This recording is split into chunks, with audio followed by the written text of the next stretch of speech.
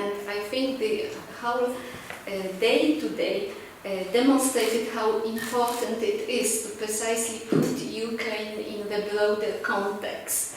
I would say almost all the speeches in some way actualized this important problem and problem challenge to contextualize Ukrainian studies, Europeanize them and even globalize them in some way, in order to prevent isolation, a kind of parochialism or even provincialism, which is always a risk where when we have a situation where a new state is created, quite relatively new in Europe, and has also been jeopardized, which sovereignty has been jeopardized in this way as it is now. So this situation of I would say existential insecurity for the state make it prone, make the elites and people living in there prone to have the defensive position, even isolationistic and focusing on themselves. It's quite understandable. At the same time, there is a need to avoid it in many ways. So I think the presenters today pointed to many important fields in direction how it can be done.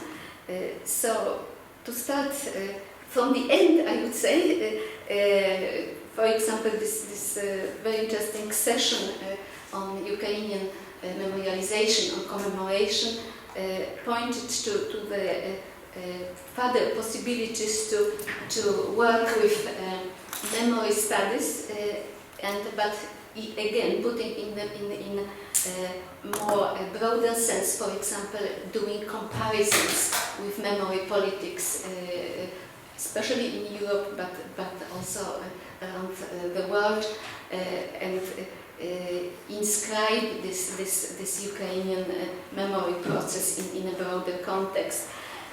Memory boom has been with us now for quite a long time, at least I would say 15, almost 20 years.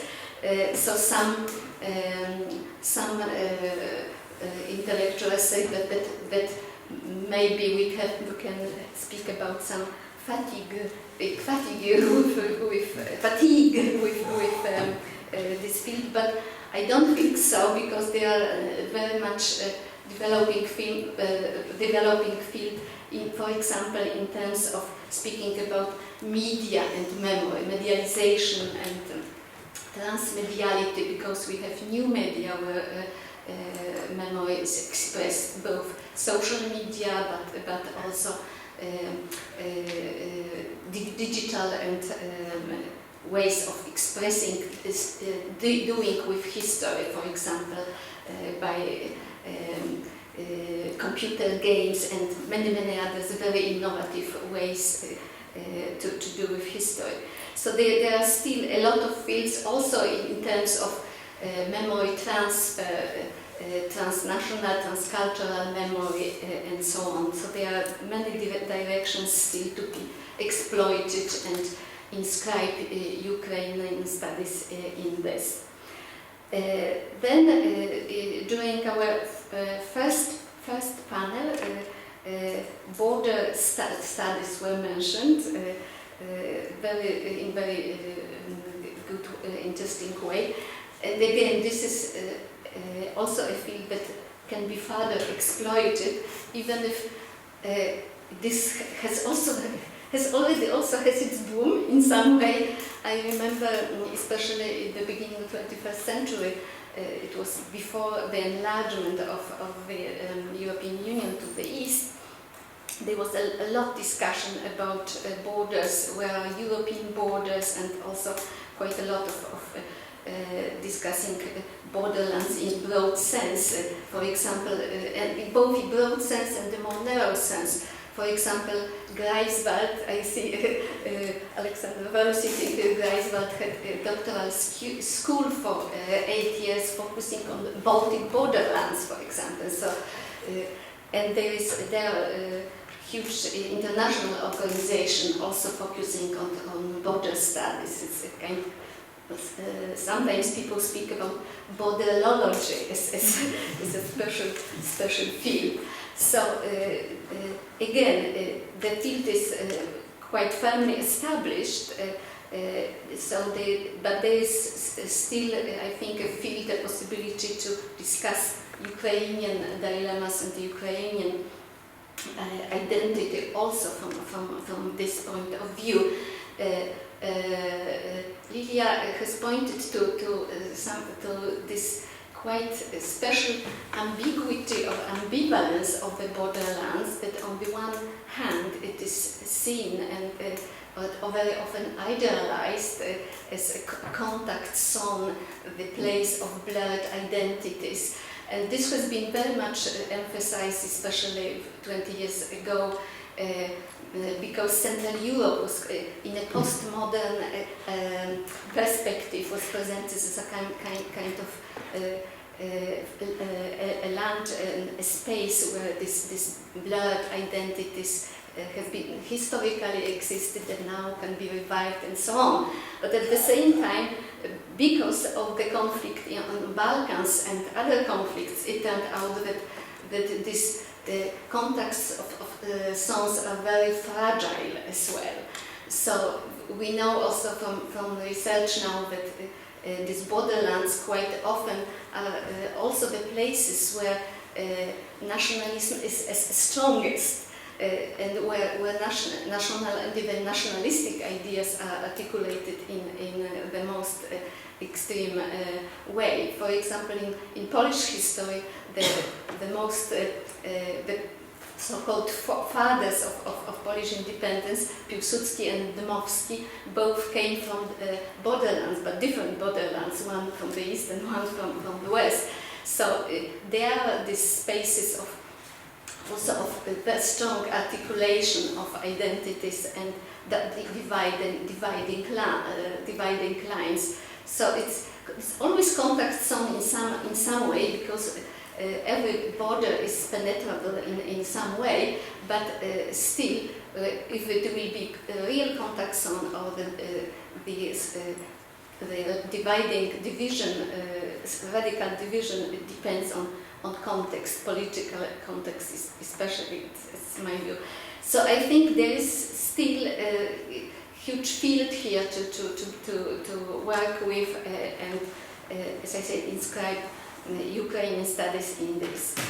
Then Alexander Osypian's talk was also very interesting, pointing in very concrete ways where are the gaps, what should be covered in the future.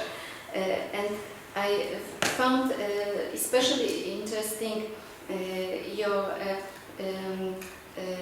reference to colonial and post-colonial perspectives, which I know have been discussed for quite a while also in Ukrainian historiography and cultural studies. I think publishing in the 90s was one of the first who really very strongly articulated this. But there has been resistance against this perspective. And both internal resistance on the Ukrainian scholar side, but as I think you or somebody, no, it was Jan, referred to this comparison with South Africa. There is also external resistance to make this, to use this kind of perspectives. One of the reasons, of course, that we don't have this racial perspective articulated in this way. Although, if you think about Second World War, you could also take in racial perspective in relation between Germans and Slavs. So it's not so that it's not existing at all, but it's of course weaker articulated. So this post-colonial perspective, I think, is very fruitful, but of course it's politically charged. So it's why I think maybe post-imperial perspective, which was mentioned by Annette, who put this question, maybe post-imperial would be a kind of a way to go, maybe more fruitful. Although I'm not sure. It's actually so that this post-colonial theory has been used in emancipatory way. So this is both explanatory to some extent and has this emancipating, empowering effect as well. And people in so-called third world use this in this emancipatory world. I mean, this is also a possibility to be used for Ukrainian people to emancipate themselves, both from Russia, from Poland, from the West, maybe even. This is, but I say this is very political issue. And for example, now, as you know, in Central European. Some Central European politicians, like in Hungary especially and in Poland, use this concept also very, very political way against the West instead. So this is quite problematic. On the other hand, as I mentioned yesterday when we discussed Sergei Nikelchik's presentation, Ukraine has a problem, or many problems, but one is how to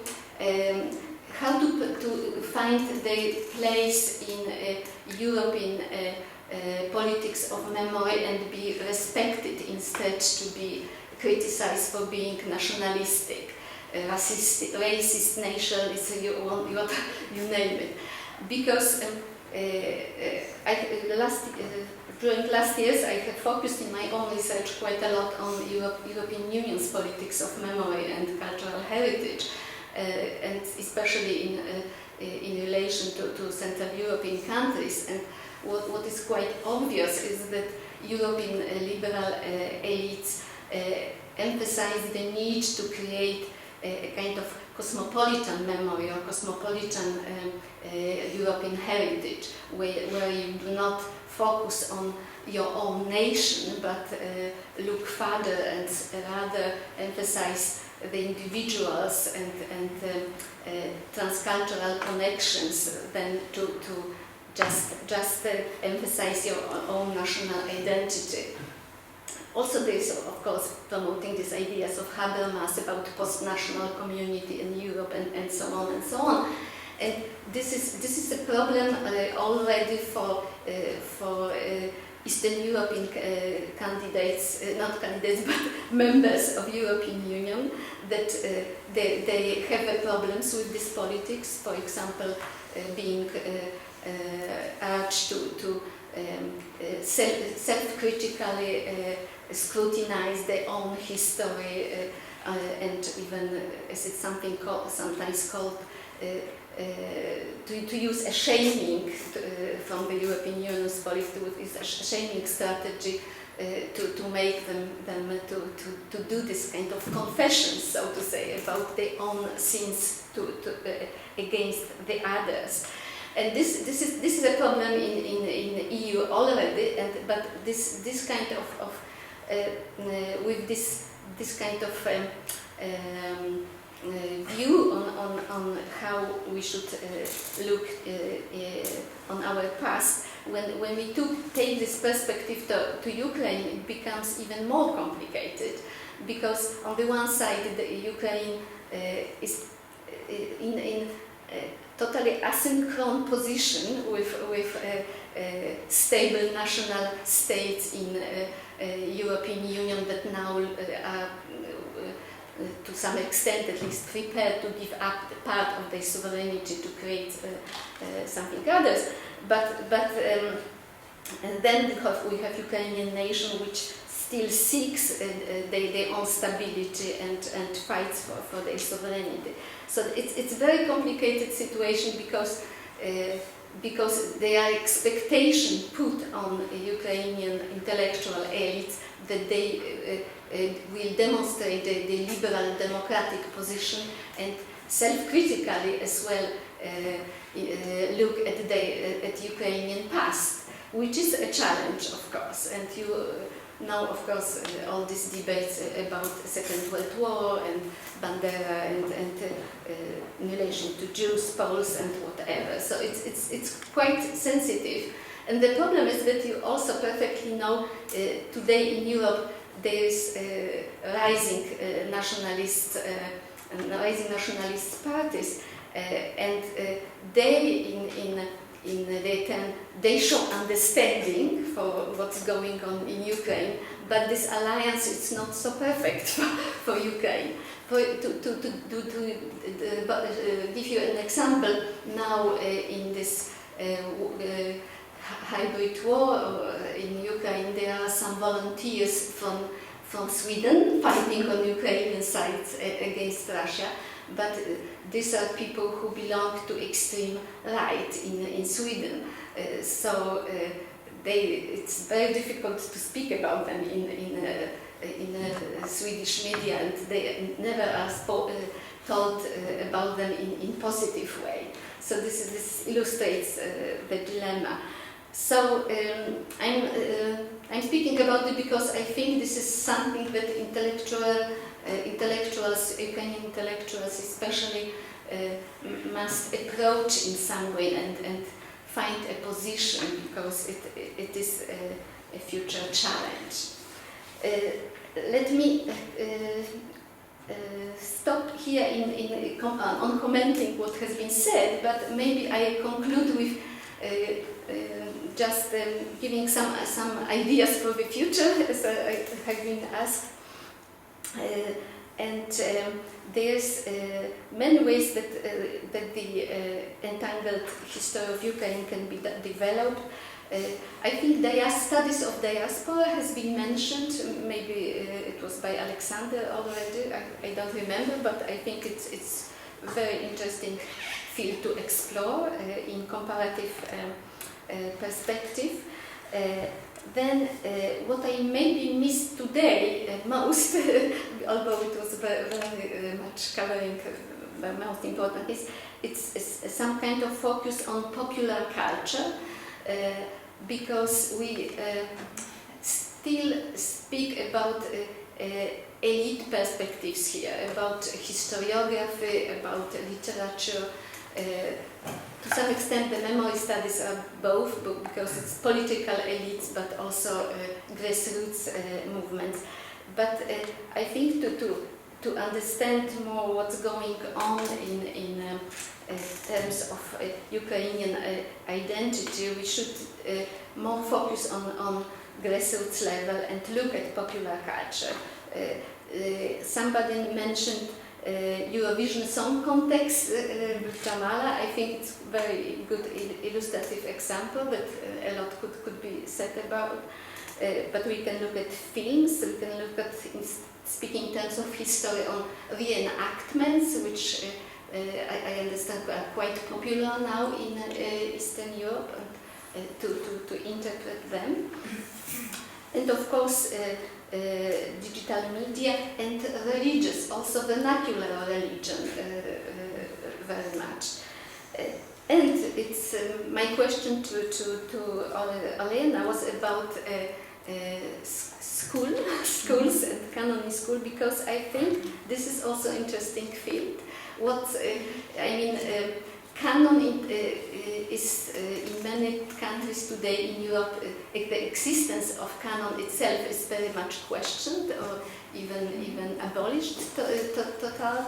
But in some countries coming back because it is argued that some societies, like for example Denmark, became very much a multicultural society, like Sweden as well, and they have totally two different approaches to canon. While Sweden says no canon, we are open, globalized for the world. Denmark says no, we need the canon because people who come here should refer to something, should know something about us, and maybe we can take part of the culture in the canon, but still it should be a canon. So there are these different points of view, and traditionally canon was used as a part of nation-building process, legitimizing the state and so on. So it's not totally thing that should be neglected. I think how to deal with this. And history books for schools, of course. I'm very curious what's going on, what is covered in this book, how it is presented. Are they inclusive or excluded? Who is excluded? And there are many important potential issues to study there. My colleague in Lund studied, for example, the representation of Holodomor in Ukrainian school books, and now I have another colleague who looks on how a Polish-Lithuanian Union is presented in Belarus, Ukraine and Poland, and this is also interesting in terms of who are the others and how the identity is gone. So I think there's a lot to do still, and I must, as I said, I'm looking forward what will happen in Viadrina and Słubice, and I hope for the best. Thank you.